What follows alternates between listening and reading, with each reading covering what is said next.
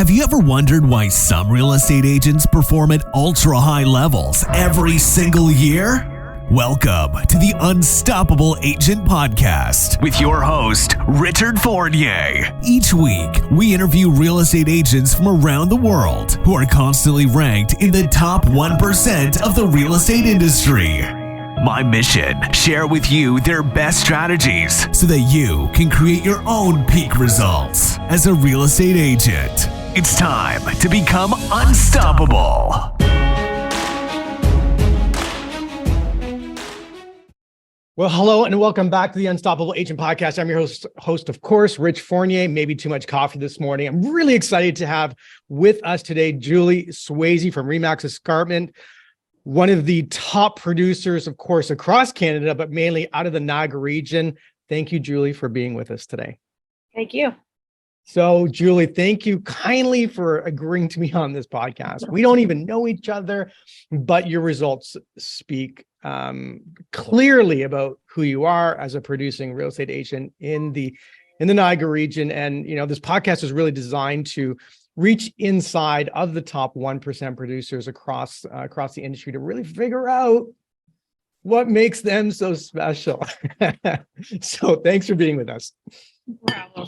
Yeah. So, you know, as we look out at across our industry in terms of real estate production and lifestyle, you know, there's so very few people who actually ever enter into that top 1% of production space. And that's why we really started the podcast, was I'm super curious. I really want to know what makes people like you tick. And so if you don't mind, how long you been in this crazy industry called real estate? Well, just January 7th was my 24th year anniversary. 24 years. So that's actually a common element, is duration as well, right? Yeah. You're born and raised in the Niagara region? Yep. West Lincoln. West Lincoln. And for our international listeners, we have a lot of listeners from the United States. That is in southern part of, it's near Niagara Falls. We'll just leave it that way. 20 minutes away. I call it the 20-minute rule. We're 20 minutes from everywhere. It's true. Absolutely true. I grew up in the Niagara region, actually. So, and so, was real estate your first choice, or was it second, third choice, which is very common in our industry? So I took retail management when I was in college. Mm-hmm. So I kind of steered in that direction because I was always in the grocery business, but it was okay. I was starting to do all the manager's jobs. So I thought I need to do something that was for me. Right. So then I was only 26 when I started. I'm not giving my age away, but so I was kind of the kid in the business, and I got that reputation from all the seasoned realtors, like, oh, here comes the kid. Right. So I was kind of young in the business when I started. So I had to learn, and I had to kind of push through it because people were like, do you know anything? Do you own a house? I had that pushback at the beginning. So if I run my math correctly, you started in 2008. 1999. So sorry, 1999. Okay, 1999. So you were at the tail end of a major recession, like where real estate was really starting to go on an upward trend again. Yeah. 1991. And then you were running really fast. And of course you hit 2008, 2009. And yep. And you entered this crazy industry, and you look out like, I think, correct me if I'm wrong, for when you started, like it was, for lack of a better word, like it was really regimented. The brokerage kind of owned you. Like I know with certain groups, Remax kind of changed the game inside of real estate, but there was a certain number of desks, certain number of phones. You had a book, and if you didn't produce, out you go, right? And the dailies, don't you remember the dailies? Well, no, I started 2009, so I mean, I don't actually. The little slips of paper. Now she's trying to age me. Little slips of paper they'd send to the offices, and you'd look them up and go, oh, this is what we have to give our clients. And then we had the booklets at the time too. So we're digging into the computer. So right. When I started, it was Realty World Producers was the company I started with. So they had those picture boards. So we had the big case that we carried around the picture boards in, and we'd have the main picture, and then we'd have the couple rooms, and then we'd have the description, and we carry these around. That's how we did our listing presentations. And these giant folders. Right. Like giant briefcase. Right. And so, you know, because of the internet, we've had to become so much quicker. Yep. Like everything's quicker.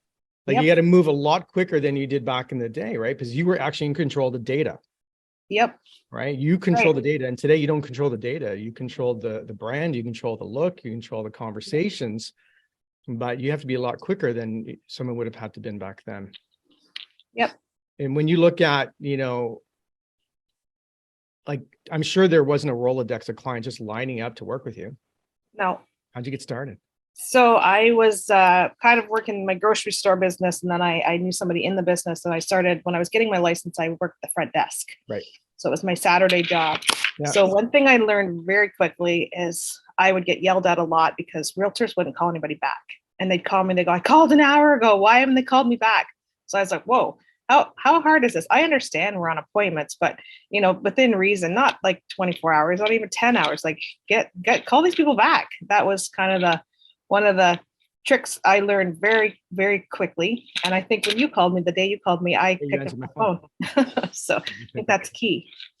Yeah. And you did actually, and I don't have a block like label on my phone number. So it just came up a 705 number, which you would have no clue, like no one in Niagara, right? Oh, so, I knew you were up north somewhere. So when you look at from when you started, you look at the business today, and what has changed for you aside from the technology? Is it still a full contact sport? Like for you, like how do you produce at this level year in and year out with so much competition? Like so much think about this, within a 3-hour radius of you got about 90,000 other people competing for your business. I think it's reputation. I mean, people know me in this area. So it's a small town. There's small towns that I work in, but it's not like I would say sometimes get lost in the big city, and I do work in the city, but I stay local. And I think people recognize my name. That's what works for me here.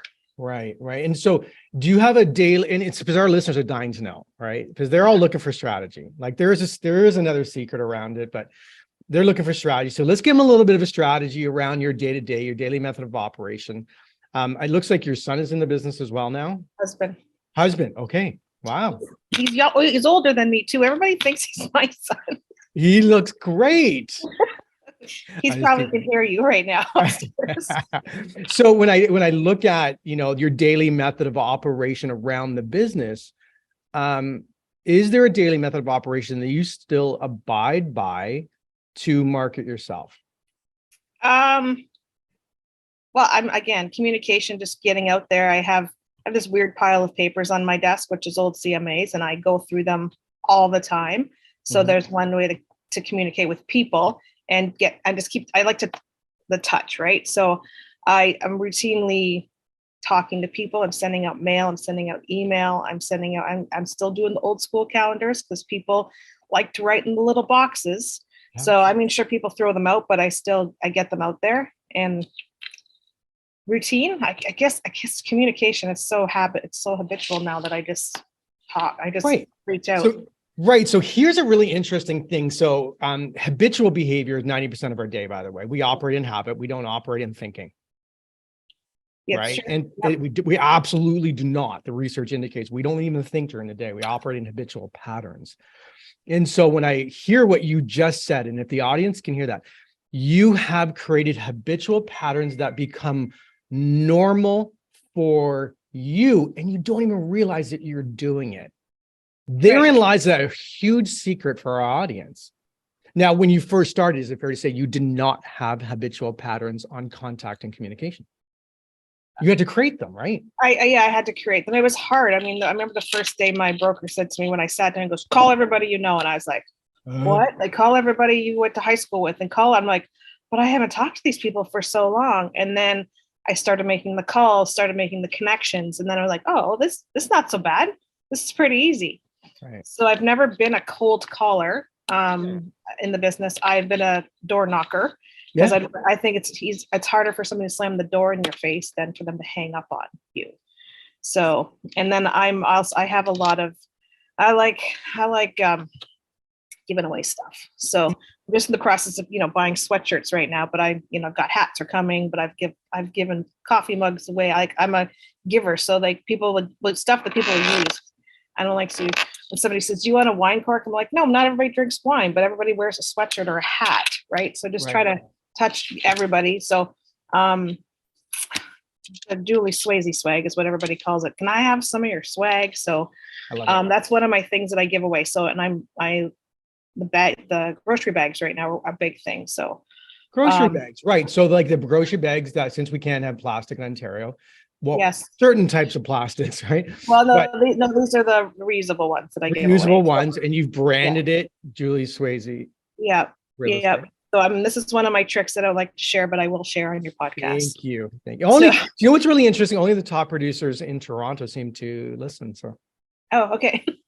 So they probably won't. They don't have this. They don't have volunteer fire halls. They have full-time employees working there. That's right. So the fire halls in our area have turkey rolls in the closer to Christmas time. So I have a lot of firefighters that I work with. So I connected with them, and they said when they were doing it pre-COVID, it was a lot. They were giving 100 turkeys away, 100 door prizes away.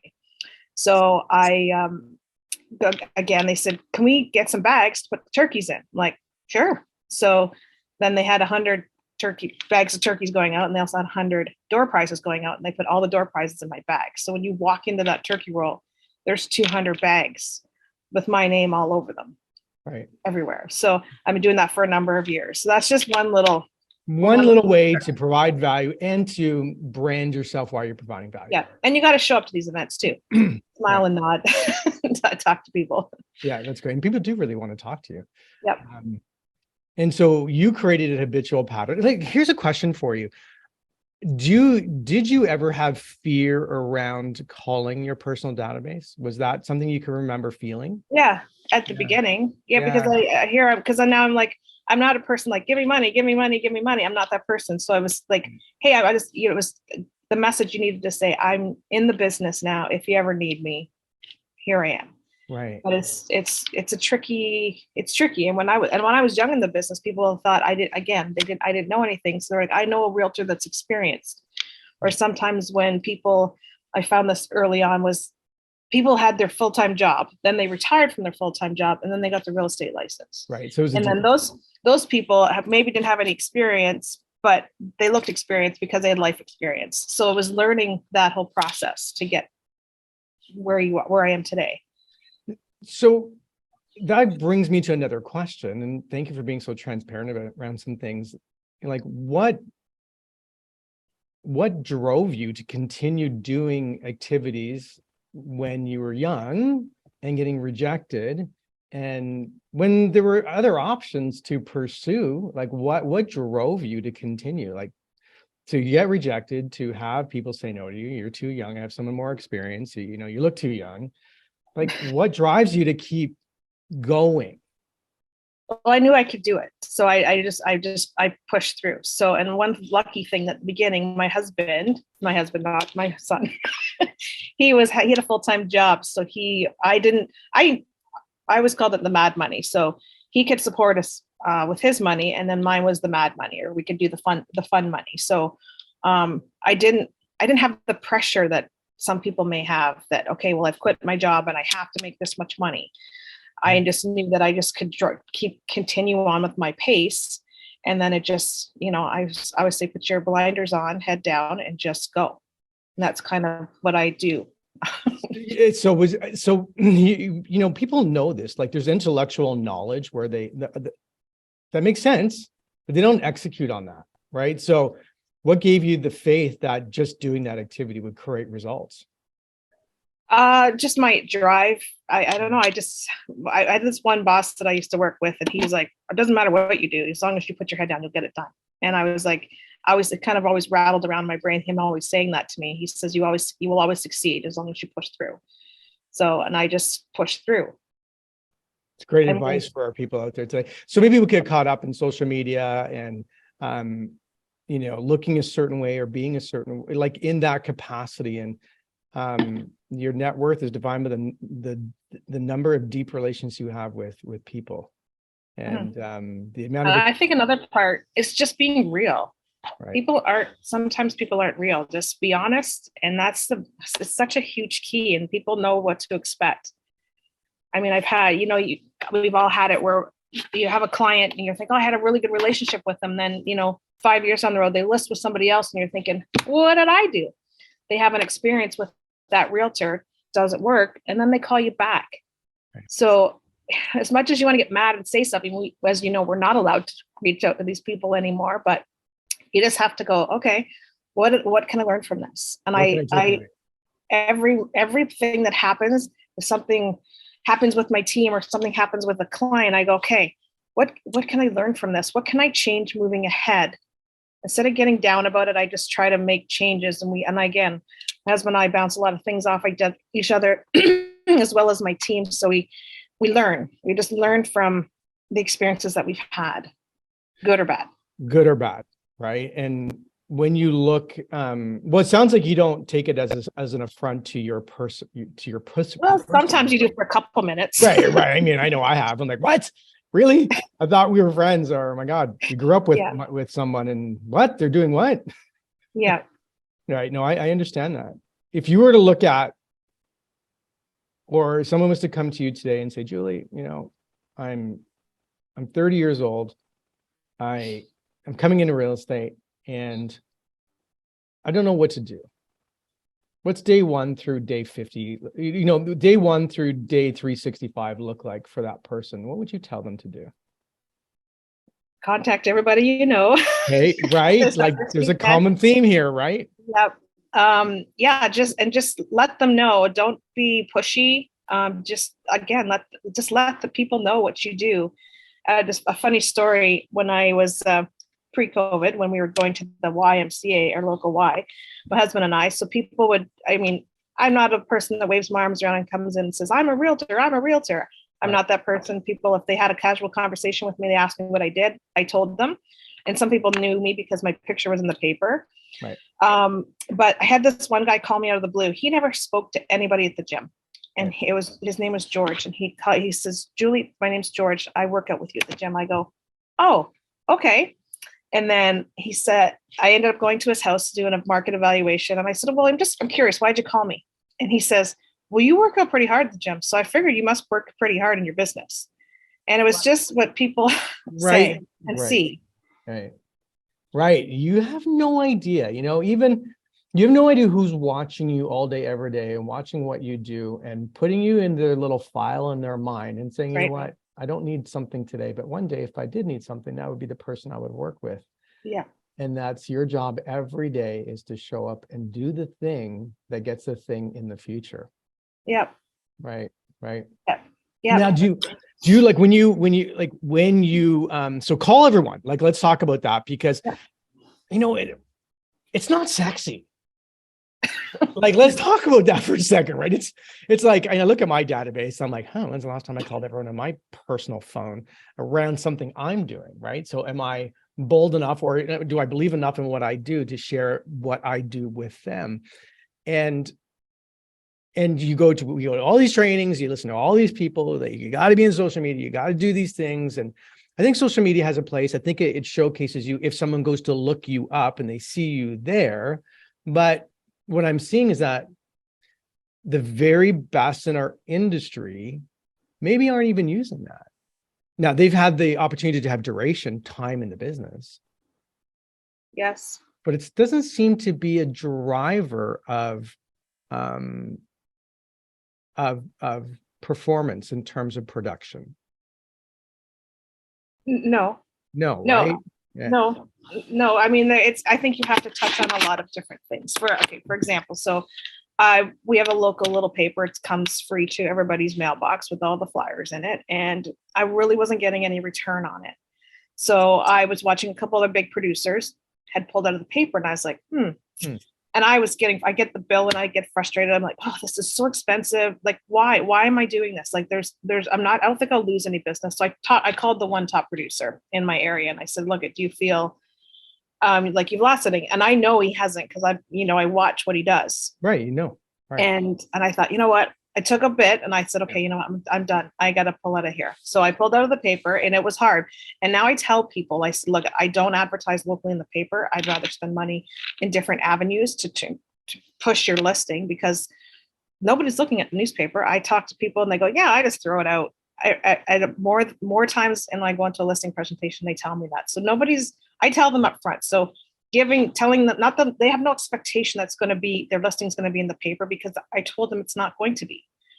So that was just one aspect, but I pushed a little bit harder in digital, in socials. So just being out there, and we have lots of followers on my Team Swayze page. So yep. people are watching that. I advertise those listings on there regularly. Yep. And honestly, I do dedicated websites for every listing, so people easily can find things. I don't use the texting code, so I just use the full-on website. Yeah. So it's easy to find, because I hate searching for stuff. So I want everybody to be able to find things easily. Right. For our audience and for our listeners, I think, you really hear. So listen, Julie's a top producer, really at the very top of her game in her area. And it sounds like you still have to sit down every day and figure out what's working and what's not working. Constantly. Constantly. Right. And so you're doing the thing, and doing the thing gives you the power to do more things, and it gives you something to measure every single day. Well, this isn't working. Here's an example. Flyers weren't working anymore in a local paper that was free. And she had to make a call and say, you know what, I'm going to make a call and I'm going to reallocate my resources. Maybe I'm going to give more swag away. Maybe I'm going to drop off more things to more people. Maybe I'm going to invest a bit more in tech and test and see what happens. It's scary because you want to follow what everybody else is doing, but you have to sometimes just take a lead. You have to. I chalk it up to the two agents in my area that did take the lead. And again, they're not losing anything. And I don't feel like I've lost anything either. Right. And so so what I see out there today is people are nervous to actually execute on an idea, even though they may have it in their intuition, right? We have intuition, we have things that are there, and we understand the truth around some things, but we don't execute on it. And so what gives you the faith? Like, there's kind of like to say, you know what, I'm pulling this out. I've done business in the past.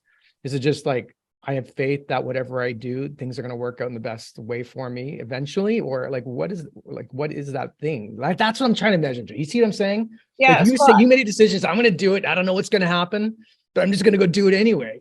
So what is that thing? There's other avenues to advertise for people, and again, my broker now, I took a course with him one day, and he was picking apart people's write-ups on listings. Right. And he read mine, and I didn't even know it was mine. And he goes, do you know whose listing this is? And he looked at me, and I was like, he goes, it's yours. He says, you're not writing things properly in your ads, in your realtor, your client remarks. Right. So I've started to enhance my client remarks in different avenues. So not just putting, it's a lovely 3-bedroom box split with a single car garage. Like, dig into that listing, dig into the area. So I feel like when people are looking online, because that's where they're looking at realtor.ca first, and write it up. Make it sound fabulous. You make it sound fabulous there. That's where people are looking. That's where everything's colorful and pretty. That's where the videos are. Just get there. And again, the newspaper, you can only write. It's got 3 bedrooms, 1 bathroom, and a single garage. That's all you can put in those little ads. So use the internet. That's what we all go to. 100%. And hearing his example of a top producer refining and looking at what she's doing, taking advice from other people who may be more skilled in a different area than you are, and you're actually taking the advice and saying, you know what, maybe you're right, maybe I need to get better at something. And constantly, there's a principle with Tony Robbins, he talks about CANI, right? Constant and never ending improvement around the thing that you do, right? Mm-hmm. And if every single day you're making a decision to improve upon something in what you do, and then try to up level and keep that consistency on a new way of being, right? Mm-hmm. Where most agents today, right, who aren't doing deals, right? They're here and they're flash in the pan, they're gone. They're not being consistent in day-to-day method of operation around what they do, and being humble enough to say, hey, this isn't working anymore, and reaching out. Now, here's an example. You're calling a competitor. I'm assuming a direct competitor. 100% direct. Right. I think I know who it could be. And there's a couple people, right? And so I'm thinking in my mind going, and that person told you the truth. Yeah. Yeah. Right. And sharing unabashedly. They say, this is what I do. Because the truth is very few people are going to do it. There's lots of room at the top. It's very crowded in the area. People aren't doing it. I'm just teasing, right? But you may not see that. But when you look at it, there's yeah, sure. There's a certain number of ends per year, and those people who are producing seem to want to share. I am communicating with the top 1% across the country, into the US, where people are sharing exactly what they're doing. There's some tactics that they're maybe not, but they're just tactics. I mean, you can find the tactics. They're not rocket science, but they're sharing the foundational piece of what they do every single day. But you should also do it with it's natural to you. You don't try to fit into a groove that doesn't fit for you. If it's not natural, people will see right through that. Mm-hmm. It's true. Door knocking, I just can't do it. That's fine. I just don't want to do. I am like in my mind, I'm going, oh my God, it's going to take me 3 seconds to walk from this door to this door. I could have did this, could have did that, could have, like emotionally, I would lose my mind. Just think of it as a good golf game. I don't like to golf, so I'd rather door knock. Hey, listen, you know what? It has created many, many, many millionaires door knocking today. And I think that I'm an example of someone who may be too lazy to do that strategy. Well, in the fall, when I get my I order my calendars early. That's a little trick too. So I get a whole bunch more for free when you order them in January. So I get them around October. They get delivered to me. And so I'll start walking. I walk the ones that are close to me. So I have an extra pile on my arm. So if I see somebody else, I'm like, hey, you want a calendar for next year? So those are those are easy. You're not knocking on anybody's door. You're just going, here's something for free. Right. So, I mean, so do you find, sorry, Julie, do you find like for all the crazy tech that we do today and all that stuff, that people want these stuff? Yeah, they want to write in those little boxes, put them on the fridge or hang them by the fridge. Like people put their appointments in there. So I mean, honestly, is that age related or is that like right across the demographics? Maybe it's age related. I'm not sure. I think them, the younger people may not want them. Like I would do it. So I'm 49. Like I would like but my wife doesn't want the clutter on the fridge, right? And right. And she's going to be, going through this and realizing I'm talking about her. But I like to see things. I have a hard time even on my phone looking at my calendar because it's just not on my wall. I have a wall. I just honestly 3 years ago, I started to work the phone and I didn't work the phone. I have a whiteboard in my office. Right. I'm looking at it right now. So I look at that every day, 20 times a day, and I write my appointments in there. So, I like visual. Yeah. Then it sticks in my brain. Like I write my grocery list down. If I write it down and I forget the list, I can visualize the list. Totally get it.